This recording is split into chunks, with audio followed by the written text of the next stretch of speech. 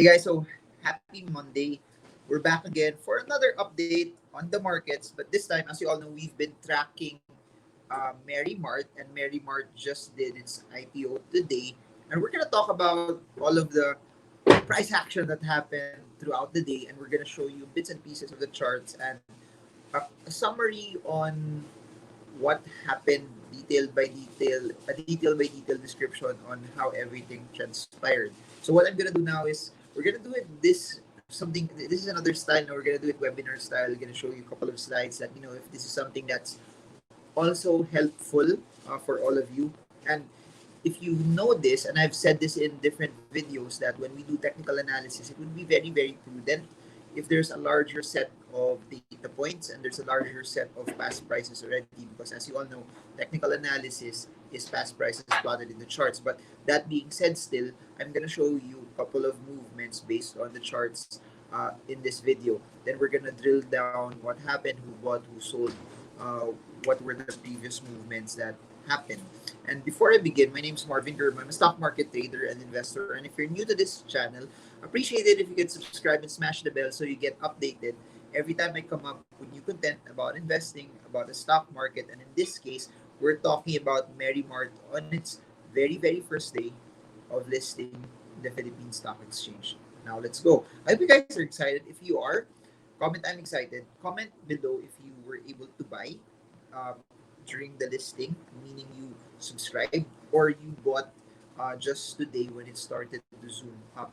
If you have cash, comment also below. I'm interested to know that the stock moved from 1 peso to 1.5, up 50%. Are you the type of person that will want to buy more? Or are you the type of person that will want to buy even if it has gone up over 50% already? And if you have not seen the previous videos I posted in Merrymart, I created a playlist on it regarding its fundamentals, regarding the details on the IPO. I'll put the link in the description for those who want to view that. But let's continue. So this is a new style, a new format where this is actually a, this is actually a two cam setup. I have two cameras set up here. One, I just disabled it. I'm using another camera for this, and then I have a PowerPoint slide. I have presentations. I haven't really done this, but let me know if this is something that's also helpful for all of you. Now, Merrymart closed at 1.5 pesos today. As you all know, the IPO price was at 1 peso. Around a billion pesos was sold, placing a market cap here of around 7 plus billion pesos per share. All of the excitement that we're seeing for Merrymart, if you look at it in a general context, the entire Philippine Stock Exchange for today was down. No? The PSEI had the heavy beating, but I'll reserve that for another video where we're going to talk about the PSEI as a whole. But for this particular video, I just wanted to zero in that in spite the market was down, Merrymart pushed up. In spite the market was down, whatever sentiment that was started or carried over by Merrymart was enough to make it close higher. And for people who are asking about comparisons for Double Dragon, I remember clearly, 2014, Double Dragon, you see this green candle here. It pushed up. The difference lang, no, the stock price of Merrymart was at 1 peso. Is at 1 peso. For Double Dragon, it was 2. So the 50% move up for Merrymart was from 1 to 1.5 pesos per share, while for Double Dragon, it was from 2 to 3 pesos per share. Then you had a large green candle pushing it up. So that's how Double Dragon's action was. So there's a lot of comparisons about it, and a lot of people are saying that they might be relatively the same. I made a video comparing the Double Dragon and Merrymart price action. It's in the playlist as well. You can reference that. Now, let's begin with this. So Merrymart closed at 1.5 pesos per share. What's so interesting is it's up 50%. For those who are asking, why did it stop at 50? Please remember, the PSE has a ceiling, meaning that's the maximum percentage that the stock could go up for a day. Then they stop trading. This is safety measure, no, so that people, when stocks go up, they don't just merely move or buy based on the price movement, but they get to also digest whatever information is there. In the same way, that's where the floor also comes in. It's the opposite of the ceiling, that when it drops, the maximum drop that it can only have is around 50%. Then they halt trading also for today. So something like that. So that's why when it hit 1.5 today, you didn't see it go any higher anymore, because even if there were people who wanted to sell, they could not sell it at a higher price anymore, especially if the ceiling is at 1.5. I wanted to zero in on this. Now, the value turnover for the day was 369 billion pesos. One of the reasons why I wanted to zero in on that was, if you look at the local transactions, you would basically see that look, there were 337 million buys from local brokerages and 360 million sells from local brokerages. That being said, the remaining fraction of the value turnover, that's what you're seeing from foreigners. Meaning, the play that we saw today was predicated on a lot of local transactions, a lot of local brokers. And please keep that in mind as I show you more of the breakdown of those transactions as well. For foreigners, also, uh, 32 million pesos only was bought from the total transactions of 369, are foreign, which foreign brokers started to buy. Then you had foreign selling at around 9 billion pesos. So very small foreign buying and selling, foreign transactions for Merrymart. And please do note this: uh, foreigners, large institutions normally buy the large caps. They barely dabble into companies that have very small market caps or very small floats, because it will be harder also for them. If you have a large amount of fund, it will be harder for you to get out at the price that you want if it's a very small float. Anyways, let's continue. Comment below if you're learning. Uh, Next thing I wanted to show you is this. This is the entire depth of orders for Merrymart. You would see basically majority of the orders were at the 1.5 peso mark. This already showed you also that uh, yung style, no, a lot of people, if they know the stock will push up, they normally try to buy it at the highest point possible. They normally try to buy it at the ceiling rate, and that's what happened here. Bid volume was 213 million. Orders were 4,781. Majority of that were at the 1.5 peso level. And if you compare it to the other price levels on the orders from 1.3, 1.4, 1.32, were relatively smaller than the ceiling rate of 1.5. So ganun din, parang there's an expectation that for people that they were willing to buy it higher. There's also an expectation that sellers were not really selling as much at a much lower price. They weren't really willing to sell it at a lower price. So if sellers are not willing to sell a large chunk of it at a lower price, then buyers have no choice to buy it at a higher price. And for this example, it was at the 1.5 level. Please remember this now. For those who attended their Stock Smart sessions, I'd always say that uh, the prevailing team is buyers want to buy low and sellers want to sell high, and that's very evident here. Sellers were in control. They wanted to sell at a much higher price, and since no one was selling lower, buyers were forced to buy it at a much higher price, which at this point is at the 1.5 peso level. Now I wanted to show this. The market, as you all know, opens at 9:30. Upon opening, you'd really see this uh, 1.5. Then boom, first few seconds pa lang, a lot of the transactions happen there. And if you look at the right side, majority of the brokers buying, selling, transacting were mostly locals. Then if you see it a few minutes after that, uh, let me let me just proceed with my slides. If you look at it a few minutes after that, you would basically see this. 9:33, 3 minutes after, the stock price dropped from 1.5 nag 139, nag at 9:33 also it dropped to 1.35. You saw call financial selling. You saw at this point, this is the red broker. So you see them, they're the ones making the selling at this transaction. Then same here, Unicap, Sun, Ibson, uh, then SB equities at 1.39 pesos per share. But then after that, look at this. Few minutes after, we saw it rebound back again, 9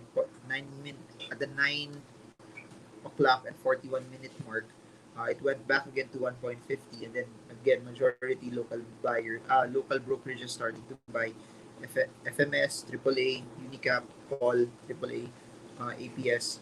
all all buying at this specific level. So that's what brought the stock up back to the 1.5 level. And looking at this, I wanted to show you this. This is the stock chart of Merrymart. No, this is a 5 minute chart showing you the price movement. This is what I mentioned, that it opened at 1.5, then intraday, it, in that 5 minute duration, similar to what I showed you here, it started to go down. As you can see, it started to hit the one, this particular level. Then you see this at the end. Please remember the wick means that this is the lowest point, but it closed up at a much higher point, so it closed here. So for during that 5 minute duration, it closed at this level. Then for the next 5 minutes, open here, then boom, pushed up again back to the 1.5 level. Then the next 5 minutes open here, then closed at the 1.5 level. Then it maintained its area at around at the 1.5 mark, or which is the 50% period, or the 50% up movement for the stock. I hope you guys are learning. I hope this is something that's helping you. Next one is this. Uh, this is the these are the brokers who bought and sold. So just a breakdown of, just so you know who bought and sold for the day. You have Call Financial. Uh, 21% of the buying transactions came from Call. Timson had 11.25. FMS had 11.06. Unicap 7.57. Then BPI 7.27. Abacus 4.24. Sun 3.82. AAA 3.07. So again, similar to what I said at the start, majority of the transactions are basically local brokerages. Selling, sellers, PNB sold the most, 13%, Call 6.4, Sun 5.3, Philippia 5.56, Maybank 4.65, Unicap 4.4, 4.47, Abacus 3.34, Timson 3.02. So again, similar to what I've mentioned at the start, majority of the transactions are basically uh, local brokerages. Now, the next question that people will ask is, will this go up? Is this something that will push up? We have to see, no. At this point in time, it's harder to see if there's really no support and resistance yet being formed. I just want to share a couple of things, so at least you have uh, a more you have a scenario where you saw it push up, then you have a scenario where you saw something push down. This is double dragon. I gave this example earlier. This is the first day movement. Then the second day it gapped up, opened at the 3.5 level, hit this, retraced, closed at 4 pesos, then started to move sideways after that. It hovered 1, 2, 3, 4, 5 sideways already, and then volume started to get lower already for double dragon. Again, this was 2014.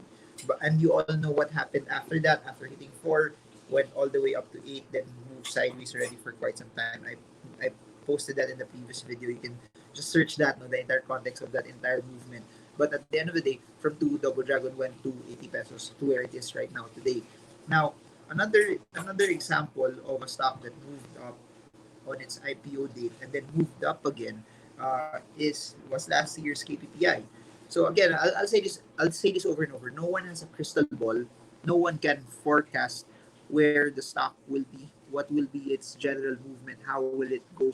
No one can predict or forecast the market, because if there was someone who can predict or forecast how prices will ultimately go every minute, every second at pinpoint accuracy, I don't think that's possible. No one can actually do that, because if that's possible, then you would see someone in the Philippine market who would have like 100 billion US dollars, because everything that they're doing is pinpoint accurate, but it doesn't work that way. Now, this is last year. This is KBPI. KBPI, as you can see here, boom, large movement up, then another green candle, then gapped up, then open here, then another green candle, then the next day opened lower than the previous, then sorry, opened here, then after opening here, intraday high hits 27. After it hitting the intraday high, boom, it starts now to retrace lower. As it starts to retrace lower, it hits a low point as low as the opening price of the previous day. Then it closes here. Then after that, boom, you see the stock start to go lower again, and then it moves relatively sideways from that point in time. And that's what I'm saying. All stocks move in different fashions. Stocks move in different cycles, and there's no one way for us to be able to predict how it will ultimately move. Now, there's no one way for us to be able to say that at this exact time the stock will go here. No one can actually do that. That's why it's very, very important when you are buying and selling stocks. What's more important, above and beyond valuations, above and beyond your signals of what will cause you to buy and sell, is you need to also define uh, particular areas in all of this. At what point will you sell and what conditions will cause you to sell positively, optimistically, making money? And then the flip side, what if it doesn't do so well? What will cause you to take profits or cut losses? What if it doesn't go as high as you want it to be? And what's very, very important for those who are making money right now is you need to position at what point will you sell if it goes lower at a profit. Because if understandable, there are a lot of people who bought at 1 peso, you're now making money, you're making 50%. If it goes to 2 pesos, at what point will you sell if it goes lower than 2? And that's very, very important. You need to put you need to put a preference on where you will sell optimistically, and you need to put a preference also on where you will sell optimistically as well, or pessimistically, because not all the time it will go the way you want it to go. And it's not about at what percentage you make money, it's about what parameters will cause you to sell. So as you notice it, no, it's still the same rules. The difference lang for IPOs is there's not much price action yet. If there's not much price action, the whole context of technical analysis is past prices plotted into charts. So past prices plotted into charts, you won't really see yet a whole list or grand information of past prices. But rest assured, similar to what I've been doing over the past few IPOs and the past few years of me giving out as much content to all of you guys, I'm gonna update you where this goes. If there's any significant change in movement upward, or there's any significant change in movement downward, or if it does nothing over the past few weeks, I'm gonna update you as well. So there, I hope you guys got a lot from this. I hope this is something that helped you. I hope this is something that would give you enough information and insight in all of this. Because again, at the end of the day, that's the whole goal and narrative of this, is to give you information so you get to decide properly. But please don't use this as what I say as something that you will just buy just because it's said here. The name of the game is you use what I say as reference, then you analyze it, build a firm conviction on your own, and then you decide based on your own analysis, because that's where the strength of you making money will be. So there, I hope you guys got a lot from this. I hope this is something that added content to you. In the links below are online courses with Chinkee Tan and Sean Si. In the links below also are my book that you can order via Shopee, where it can be sent wherever you are, especially in areas covered by Shopee. Then we have other links below for the VPNs that I use, the McAfee security that I use, then all of the other stuff. And those who want to support me via Patreon, the links are also below. And there, new to this, please subscribe, smash the bell so you get updated. If you like this, hope that you press the like button, thumbs up button, so this gets shown to more and more people that are so interested about investing.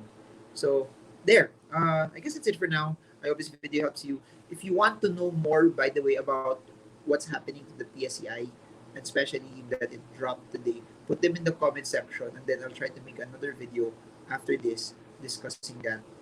So that's it for now. Marvin Germo. I hope this video helps you trade well, trade strong, trade smart. See you all again soon, guys, and God bless you all.